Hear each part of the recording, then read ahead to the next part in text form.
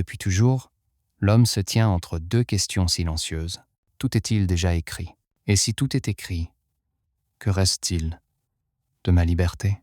Ces questions ne sont pas nées de la philosophie, mais de l'expérience. Elles surgissent lorsque l'homme agit de toutes ses forces et voit pourtant un autre résultat.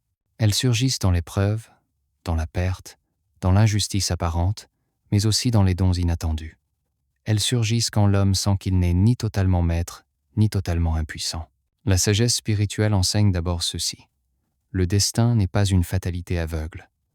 Il est une science parfaite, qui embrasse le visible et l'invisible, le passé, le présent et ce qui n'est pas encore advenu. Rien n'échappe à cette connaissance, non pas parce que l'homme serait manipulé, mais parce que le temps lui-même n'est pas une limite pour celui qui l'a créé. Mais cette science n'annule pas le choix, elle le connaît. L'erreur consiste à croire que si quelque chose est su, alors il est imposé. Or, savoir n'est pas contraindre. Le destin n'est pas une main qui pousse, mais une sagesse qui enveloppe. L'homme agit librement dans un monde déjà connu, mais non forcé. Il choisit réellement, même si son choix est déjà su. La liberté de l'homme ne réside pas dans le contrôle des résultats, mais dans l'intention et l'acte.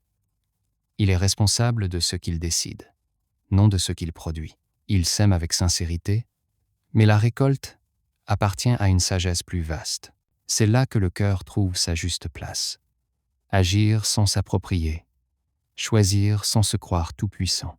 Il existe des choses que l'homme peut changer et d'autres qu'il doit traverser. La sagesse consiste à discerner entre les deux. Là où l'effort est demandé, la paresse devient une faute. Là où l'acceptation est demandée, la révolte devient une souffrance inutile. Le croyant avance ainsi entre détermination et abandon, comme un marcheur qui utilise ses jambes tout en faisant confiance au chemin.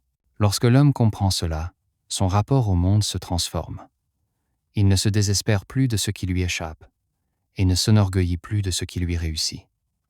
Il agit avec sérieux, mais sans dureté. Il accepte avec paix, mais sans résignation. Il sait que chaque épreuve porte un sens, même s'il ne le voit pas encore, et que chaque don est une responsabilité avant d'être un privilège. Le libre arbitre est réel, mais limité. Le destin est total, mais miséricordieux. L'un sans l'autre serait une injustice. Ensemble, ils forment une pédagogie divine. Par le choix, l'homme devient responsable. Par le destin, il apprend l'humilité. Par l'action, il se révèle. Par l'épreuve, il se purifie.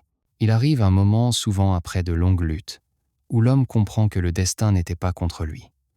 Même ce qu'il a brisé l'a aussi façonné. Même ce qu'il a perdu l'a parfois sauvé. Il voit alors que certaines portes se sont fermées pour le protéger, et que certains détours étaient en réalité des chemins de retour.